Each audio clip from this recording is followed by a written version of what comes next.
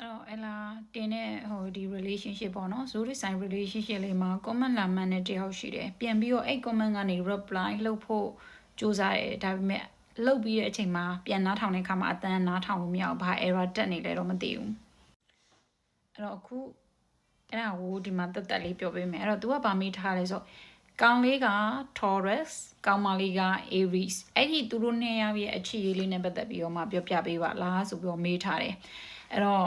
ဒါကအဓိကပြောမှာကကျတော့ Sun เนาะ Sun in Taurus နဲ့ Sun in Aries တွေပဲပြောမှာပါအဲ့တော့သူတို့ရဲ့ Venus ကဘာရှိလဲမသိဘူးဒါပေမဲ့အဲ့တော့ overall မိမိတို့ relationship ကเนาะ Taurus နဲ့ Aries ဆိုရင်ဒါအကုန်လုံးနားထောင်လို့ရတယ် relationship နဲ့ပတ်သက်တဲ့ energy connection အကြောင်းလေးနည်းနည်းပြောပြမယ်အဲ့တော့ Taurus နဲ့ Aries အဲ့တော့ Taurus ကearth sign နောက်တစ်ခုကကျတော့ Aries က me sign fire sign ဒါကြောင့်မို့မီးနဲ့မြေနဲ့ပေါင်းဆက်မှုပေါ့နော်ဆိုတော့မီးနဲ့မြေနဲ့ပေါင်းဆက်ရဖြစ်တဲ့စိန်ခေါ်မှုတွေတော့ရှိတယ်နှစ်ယောက်စလုံးကြားထဲမှာစိန်ခေါ်မှုတွေတော့ရှိတယ်ဒါပေမဲ့လည်းစိတ်ဝင်စားစရာကောင်းပြီးတော့မှတကယ်ကိုပြင်းပြရှိတဲ့နှစ်ယောက်သားရဲ့အချစ်ရေးဆက်ဆံရေးတွေအားလည်းသူတို့ကြားထဲမှာရှိနေပြန်သေးတယ်အဲ့တော့တစ်ချက်ကြည့်ရအောင် Aries ကိုအရင်ကြည့်ရအောင်Aries ရဲ့ဆွဲဆောင်မှုပေါ့နော်အဲ့တော့ Aries ရဲ့ဆွဲဆောင်မှုကဘာလဲဆို main ကလေးပဲเนาะ Aries က main ကလေးဆို main ကလေးဖြစ်ပေမဲ့လည်း Aries ကတက်ကြွတယ်Aries ကတတိရှိတယ်လွတ်လပ်စွန့်စားရတာကိုကြိုက်တယ်အဲ့တော့ဒီ Taurus အကောင်လေးကတော့သူက A channel လေเนาะ A ကြီးနေတော့ Aries ကိုမြင်တဲ့ခါကျရင်သူ့အတွက်ကအရန်ကိုဒါ addict ဖြစ်တဲ့ attract ဖြစ်တဲ့တကယ်ကိုတက်ကြွတဲ့စိတ်သက်ခိုင်မာတဲ့သူဖြစ်တဲ့အတွက်အရန်ကိုဆွဲဆောင်မှုရှိတယ်ကောင်လေးဘက်ကကြည့်မယ်ဆိုရင်အဲ့တော့ကောင်လေးဘက်ကိုကြည့်တဲ့အခါကျရင်လေကောင်လေးရဲ့ဆွဲဆောင်မှုကဘာလဲလို့ပြောတဲ့အခါကျရင် Taurus တွေကတည်ငြိမ်ပြီးတော့မှတကယ်ကိုစိတ်ချရတယ်သူတို့တွေကတခုခုအပြောင်းလဲတခုခုကိုလုပ်ရမှာစိုးရိမ်တတ်ကြတယ်ပေါ့နော်နောက်တစ်ခုကကျတော့ခိုင်မာမှုတည်ကြည်မှုသစ္စာရှိမှုရှိတယ်ပြီးတော့ romantics လည်းဆန်တတ်ကြတယ်ပြီးတော့တစ်ဖက်ရဲ့ main ကလေးကိုသူတို့ဘာပေးတယ်လဲဆိုတော့စိတ်ပိုင်းဆိုင်ရာလုံခြုံမှုနဲ့စိတ်ဝင်စားမှုပေါ့နော်အဲ့ဒါမျိုးကြီးပြတတ်တာဖြစ်တဲ့အတွက် Aries အတွက်က Taurus ရဲ့ဆွဲဆောင်မှုကဒါလေးလို့ပြောလို့ရတယ်အဲ့တော့ဒါဟုတ်ဟိုပါပေါ့နော်နားထောင်လိုက်ဆက်ပြောနေပြောလိုက်မယ်အဲ့တော့အဲ့လားအခုနောက်ပိုင်းဒီ exto sex ဆိုပြီးတော့မှလည်းနည်းနည်းလှလာနေတာဖြစ်တဲ့အတွက်အဲ့တော့ Taurus နဲ့ Aries sexuality combination ကိုတစ်ချက်ကြည့်အောင်အဲ့တော့ရောက် main ကလေးက Aries ယောက်ျားလေးက Taurus ဖြစ်တဲ့အတွက်သူတို့ရဲ့ sexuality combination ကလည်းအရင်ကိုဘယ်လိုပြောမလဲ like ဖက်ညီရလို့ပြောလို့ရတယ်အဲ့တော့ Aries တွေကပို့ပြီးတော့မှဆွဲဆောင်မှုရှိတဲ့ကြားတယ်အဲ့လိုပုံမျိုးစံမျိုးတစ်ဖက်မှာလည်းဒီ Taurus တွေက like ဖက်ညီစွာနဲ့သူတို့ရဲ့ sexuality combination မှာလည်းဒါအဆင်ပြေသွားလို့ရတယ်လို့ပြောလို့ရတယ်အဲ့တကယ်လို့ကိုဒီရဲ့အိမ်တောင်ဘက်တရားပေါ့နော်ဒီ reading ကိုနားထောင်တဲ့အချိန်မှာမိမိတို့ရဲ့အိမ်တောင်ဘက်ဒီ Taurus နဲ့ Aries ဆိုရင်တော့မိမိတို့ရဲ့ sexuality combination ကเนาะလိမ်မှုပိုင်းဆိုင်ရာပဲဖြစ်ဖြစ်green ball ကိစ္စလေးပဲဖြစ်ဖြစ်ပေါ့အဲ့ဒါမျိုးလေးမှာဆိုရင်တယောက်နဲ့တယောက်က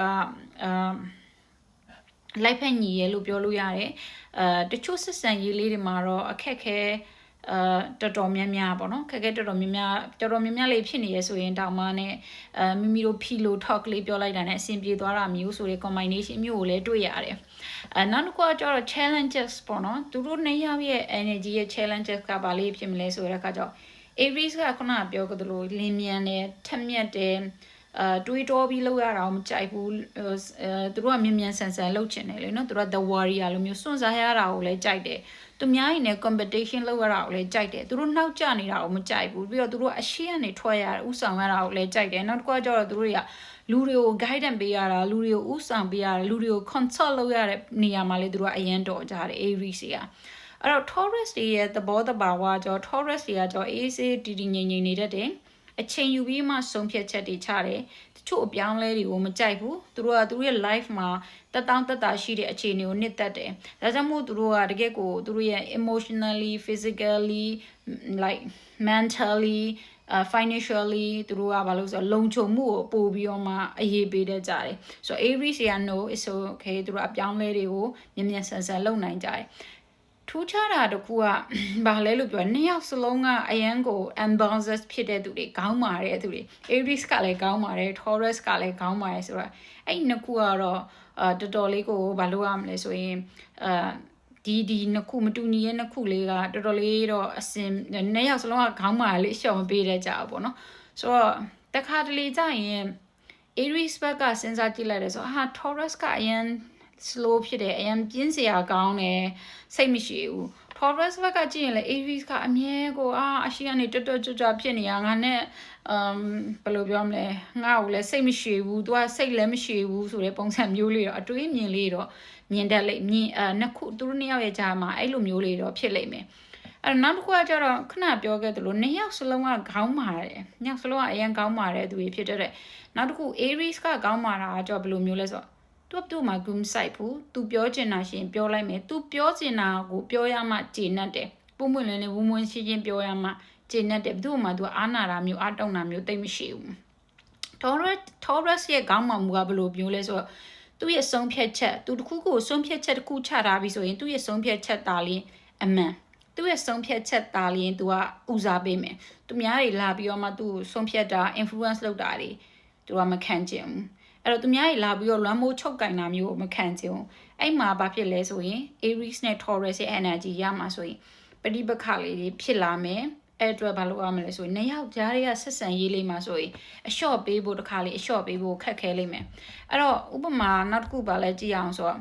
ငွေကြေးနဲ့သုံးဆွဲတာနဲ့ပတ်သက်တာပေါ့ Aries ကကြော်လက်ထဲမှာရှိတာကိုသုံးရဲတဲ့စိတ်ဆန္ဒလည်းရှိတယ်သူတို့ကငွေကိုသုံးလိုက်မယ်ပြီးရင်ပြန်ရှာမယ်သူတို့ကအဲ့လိုမျိုးငွေအတွက်တွေးပြီးတော့စိတ်ပူနေတာမျိုးမဟုတ်ဘူးအဲ့တော့ Taurus တွေကကျတော့ချိုးကြံချွေးတာပြီးသုံးတယ်သူတို့ကကျတော့ Taurus ရဲ့ energy ကကျတော့ငွေကြိုက်တယ်ဒီနောက်တစ်ခုကကျတော့သူတို့လက်ထဲမှာငွေရှိနေမှသူတို့တွေကငွေကနော်လုံပြည့်သူဘယ်လိုပြောမလဲပြည့်ဝရှိနေမှသူတို့တွေကစိတ်ချမ်းသာဆိုငွေကိုစုဆောင်တတ်တယ် Aries ကငွေသုံးရဲတယ်ငွေကိုလည်းရှာရဲတယ်ဆိုတော့အဲ့မှာလေးတော့သဘောထားတစ်ခါလေးကြာရင်တော့ကွဲလွဲတဲ့ခါကျရင်တော့တယောက်ကငွေသုံးချက်နဲ့တယောက်ကကျတော့မသုံးချင်ဘူးအဲ့မှာလေးတော့နည်းနည်းလေးလည်း crisis ဖြစ်နိုင်ခြေရှိတယ်အဲ့တော့နှစ်ယောက်သားရဲ့ long term relationship ကိုတွားတော့မယ်ဆိုရင်ဒါ overall ရကြည့်မယ်ဆိုရင် fire sign နဲ့ earth sign ဖြစ်တဲ့အတွက်နော်တယောက်နဲ့တယောက်ကတော့တင်းမာမှုလေးတော့ရှိနေမှာပဲဆိုတော့ Ella ဆိုလဲ fire sign မိန်းကလေးဖြစ်တယ်Ella မျိုးသားကယောက်ျားလေး earth sign ဆိုတော့ဒီလိုမျိုးလေးတော့တင်းမာမှုလေးတော့ရှိရတိုင်းမဲ့လည်းနှစ်ယောက်သားမှာကိုယ့်ရဲ့ long term relationship ကိုသွားကျင်တာလေနော်ကိုက long term relation ကိုသွားကျင်နေဆိုတော့အဓိကပါလဲဆိုတိခံခြင်းဘယ်သူကတိခံရမလဲဆိုတော့ Taurus ကတော့ပို့ပြီးတော့မှတိခံရလိမ့်မယ်နော် S sign တွေကတော့ပို့ပြီးတော့ခံလိုက်ရလိမ့်မယ် Taurus က Aries ရဲ့ like kind of active ဖြစ်တဲ့အမှု active ဖြစ်တဲ့အရာတွေမြန်ဆန်လှုပ်ဆောင်တတ်တဲ့အမှုကျင့်နေအဲ့လိုတစ်ခါလေးကျရင်နားလျာခတ်တဲ့ဟာတွေအမျိုးလေးနဲ့ပတ်သက်ပြီးတော့မှဘာလို့လဲဆိုလက်ခံရမယ်နောက်တစ်ခါ Aries ကလည်း Taurus ကိုဘယ်လိုမျိုးလဲဆိုအေးစေးတည်ငြိမ်မှုလေးစားပေးရမယ်။သူကသူ့ရဲ့ energy ကသူကအေးစေးတည်ငြိမ်လှုပ်တတ်တဲ့သူဖြစ်တဲ့အတွက်ဘာလို့ရမလဲဆိုရင်သူ့ကိုလေးစားဘယ်လိုပြောမလဲ respect ပြပေးရမယ်ပေါ့နော်။အဲ့တော့နှစ်ယောက်သားရဲ့ပြောဆိုဆက်ဆံမှုတွေကိစ္စတွေကိုကြည့်တဲ့အခါကျရင်လေတချို့အရာတွေမှာနော်နှစ်ဦးစလုံးကပွင့်လင်းနဲ့စိတ်ရှည်လေးပြောဆိုဆက်ဆံဖို့အရေးကြီးတယ်စိတ်မရှိတာမျိုးလုပ်လို့မရဘူး။အဲ့တော့ Aries မှာက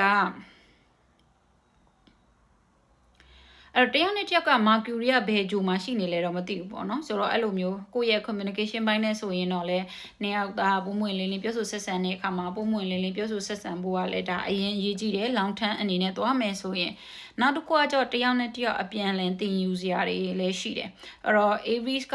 နော် Aries က Taurus ကတည်ငြိမ်မှုနဲ့လက်တွေ့ကြမှုကိုသင်ယူနိုင်ရလိမ့်မယ် Taurus ကလည်း Aries ကတက်ကြွတဲ့စိတ်တဲ့စွန့်စားလို့စိတ်တဲ့လောပြင်းပြတဲ့စိတ်ဆန္ဒဥဆောင်လို့တဲ့စိတ်ဆန္ဒတွေကိုဒါတဦးနဲ့တူသင်ယူမယ်ဆိုရင်တော့နှစ်ယောက်ကြားတွေကအခက်ခဲအပြန်လန်လေးတွေကိုနော်ရှိတဲ့ဟာလေးတွေကိုအပြန်လန်နားလည်မှုမျိုးလေးနဲ့သွားမယ်ဆိုရင်တော့ဒါအရင်ကောင်းတယ်ဟုတ်တော့ငါလည်းကောင်းပါတယ်ငါရဲ့အမှုကျင်ဒီလိုသူကလည်းငါမှုကျင်ဒီလိုမျိုးဆိုသွားမယ်ဆိုရင်တော့ဘယ်အရာမှတော့အဆင်မပြေဘူးပေါ့နော်ဘလူ energy ပဲဖြစ်အပြန်လန်နားလည်မှုနဲ့သွားမယ်ဆိုရင်ဒါဘယ်ဇိုးတွေဆိုင်မယ်ဖြစ်ပေါ့နော်အပြန်လည်နားလည်မှုနဲ့သွားမယ်ဆိုရင်တော့we can make a better relationship and then we can go long term relationship so yeah all zodiac signs are very unique and very different and they have the like good energies and bad energy so yeah အားလုံးအဆင်ပြေပါစေ